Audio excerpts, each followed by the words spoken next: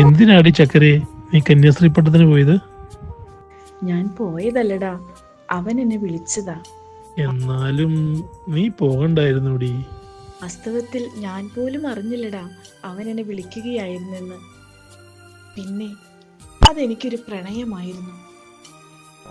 എന്നെ സൃഷ്ടിച്ച് പരിപാലിക്കുന്ന പൊന്നു തമ്പുരാനോടുള്ള പ്രണയം, ഈ ലോകം മുഴുവനും അവന് വേണ്ടി നേടുവാനുള്ള പ്രണയം, അവനോടൊപ്പം ഈ ഭൂമിക്കളത്തിൽ അവന് വേണ്ടി സർവ്വതും നേടിയെടുക്കുവാനുള്ള അടങ്ങാത്തൊരു ദാഹം. സ്നേഹിച്ചു പോയി ഞാൻ നിന്നെ ഈശോ, ഒരു നാളും കഴിയില്ല തിരിയാൻ.